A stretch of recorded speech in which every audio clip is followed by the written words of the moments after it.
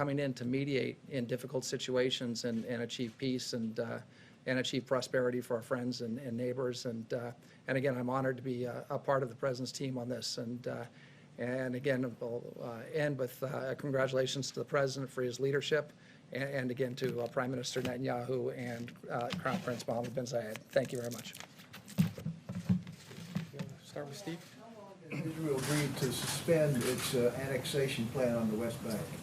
So the suspension will last. It's going to take a while for these agreements to get fully enforced and to go. And I think that right now the focus that Israel is going to be applying is towards building this relationship. The opportunities that are now created because of this, from an investment point of view, from an innovation point of view, from a health point of view, from a tourism point of view, and most importantly to both countries from a security point of view, are very robust. And I do believe that for the foreseeable future, you're going to see both countries focusing on that. I also think that Israel sees a lot of exciting opportunity in doing what's being done today with other Arab and Muslim countries as well. So that's really going to be the focus as to where we're going to be working with them. And one thing I also want to do is acknowledge the tremendous team that's worked on this to date.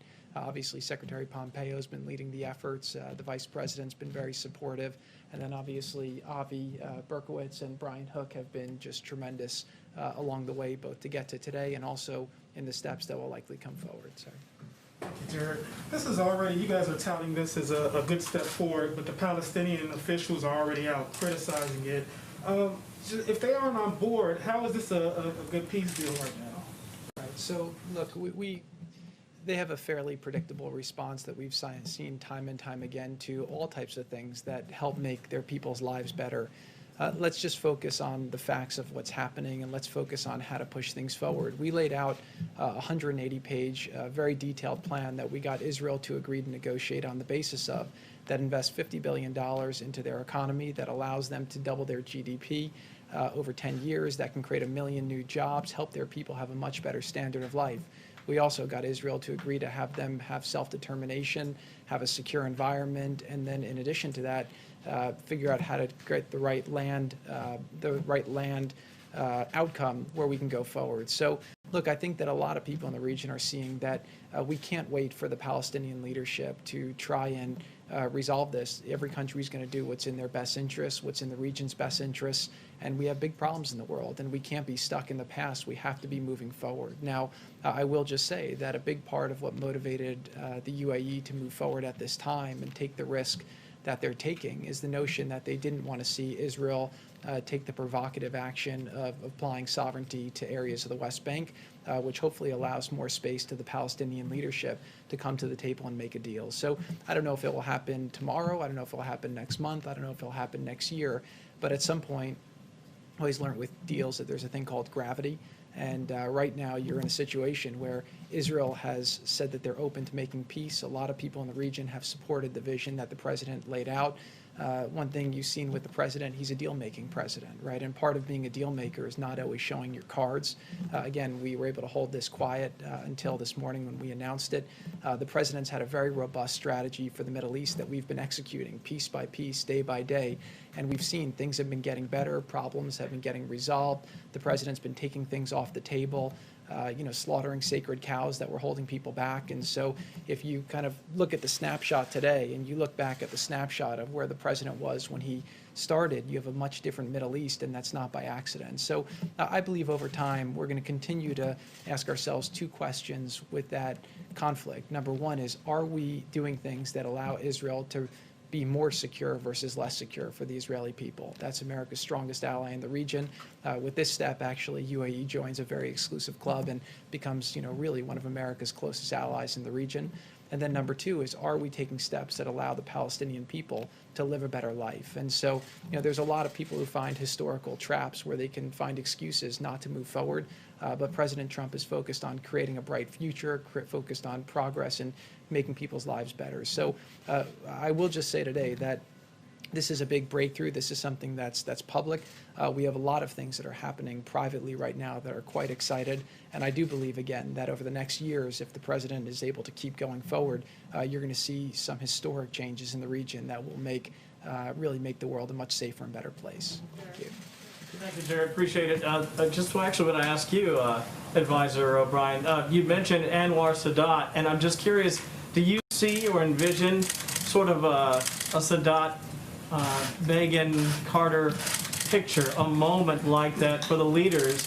Because that's something I think people remember. I want to say it was 79, but going all the way back then. Right.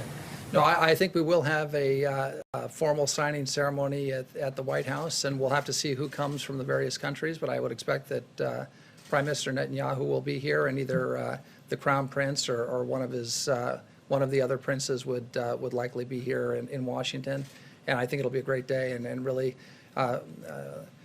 as you know, I normally don't talk about things that were said on presidential phone calls, but one of the leaders said that we've had a tough 2020.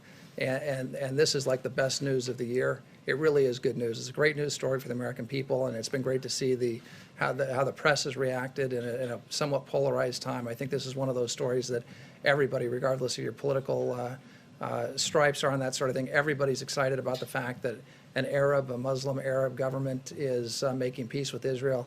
Big day, and we'd love to host them here at the White House. I think the president would very much like to host them, and so I think we'll have an event at some point in the not too distant future. And Jared, if I could follow up on something that you mentioned earlier, you talked about visionary leadership, not just in the region, but in general, including the president, to make something like this happen. He seemed actually fairly positive, albeit maybe cryptically, that maybe something soon could happen again to keep this inertia going with perhaps another country. Is it your sense that, yes, there's a good chance that we could have a similar announcement here in the next, say, 90 days, 80 days? I do think there's a very good chance. Now, one thing I'll say about the president is that one of the things you see in great leaders is a sense of optimism, and the president is a great leader for the country because he always wants to put forward a positive front and get people to do more than they're capable of doing and help people achieve things that people don't think is possible. And so his optimism is one of his great traits as a leader. I will say here that we have had several discussions. Obviously, we kind of stopped those discussions because this one looked like it was going, and it was very important to the United Arab Emirates to be the first. They wanted to make history and do it, but we do have several more that we've had discussions with, and now we'll continue those discussions to see if we can continue to move forward more. Look, at the end of the day, it's an inevitability, right? People in the world want to move forward. The Middle East has to stand on its own 2 feet. We have some great allies there. We'll continue to work with them and help them, but we'd like to see a security architecture and an economic architecture there where people have the safety and ability to live a better life, to have jobs, to have prosperity, and people need to believe that their children could have a better life than they can. And once that happens, people will choose a job over some of the other less good areas that they're being tempted to go to by the extremists. Thank you. Thank you. Couple of questions. First, you mentioned the flights. Can you tell us how quickly you expect to actually see those flights begin, embassies to open up, and to what extent is this strategy, in part, strategy and hope that Iran will be further isolated? I think Iran, if they want to move forward, again, the president's been very clear. He's not going to pay for a meeting, but he's always happy to talk to people. And that's part of him being a deal maker. And that's why, again, he was able to make this deal. He was able to make the deal for the OPEC Plus. He was able to make the U.S.-Mexico Canada deal. He was able to make the Japan trade deal, the Korea deal. We were able to get the FIFA 2026, the Olympics 2028. The president's a deal maker, so he'll always be flexible. I do think, though, seeing the two of the best militaries in the region come together should be something that people take note of, because it shows that, again, people are figuring out how they can optimize. And I do think that Iran has benefited from kind of dividing and conquering. Through their proxies, they've tried to create instability, and they've tried to have the Middle East divided, which is why they've always taken advantage of the Palestinian issue, and they've tried to stoke fear around that issue, and they've used it to keep people from joining together with Israel. You know, no Israelis ever killed an Emirati, right? There's not that hatred between the people, which is why there's no sense. So I do believe that we will start seeing interactions very quickly, and that both countries are very motivated, both from an economic point of view, from a tourism point of view, from a health point of view, from a technology point of view, to start moving forward quite quickly. Very, very quickly, if I could just follow up with you. You've been in the headlines recently Just to give you the opportunity to respond, can you tell us why you were meeting with Kanye West? Did you discuss the election at all in any capacity? Yeah, so Kanye's been a friend of mine I know him for about 10 years, and we talk every now and then about different things, and we both happen to be in Colorado, and so we got together and we had a great discussion about a lot of things. He has some great ideas for what he'd like to see happen in the country, and that's why he has the candidacy that he's been doing. But again, there's a lot of issues that the president's championed that he admires, and it was just great to have a friendly discussion. Thank you. Just to follow up on Steve's question, Netanyahu just did a live address tonight, and he said, we received a request to wait temporarily on annexation from President Trump. He said it's a temporary postponement. It is not removed from the table. I'm telling you that. So how long is temporary? Because you said it could be a long time. And did you get guarantees that they will adhere to that? Somewhere between a long time and a short time. That's what temporary means. But that's important for them to know how long temporary is. He's saying it's not off the table. It's not canceled. It's only being postponed. Look, our discussions with the Prime Minister have been very extensive over the last 3.5 years. We have a lot of trust between Israel and America. We've done a lot of historic things together. The people of Israel trust President Trump to make the right decisions that are in the best interests of Israel's security and prosperity. And obviously, Prime Minister Netanyahu and President Trump have a very close relationship. I believe that they will not take action to move forward unless we have an understanding between America and Israel that it's the right action at the right time. And again, it's not like a binary thing to move forward or not. There's a lot of details. There's a lot of things that need to be considered.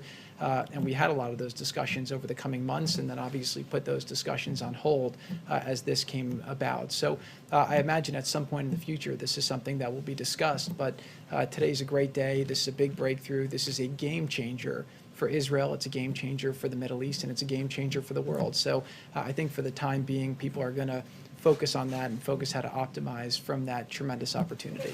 Just If I could to follow be, up on Christine. can I just, Did you discuss the campaign, his campaign, with Kanye West?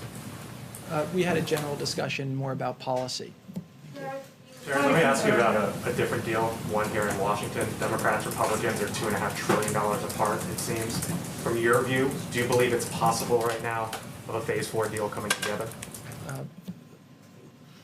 Working with President Trump for the last 5 years on the campaign and through government, I would just say that with President Trump, anything's possible. So you never know. The president's accomplished a lot of things that people thought would never be accomplished. But to comment specifically on the deal, I'll leave that up to the negotiators. Since we seem to have exhausted questions on this topic, I'm going to pass it back to Haley.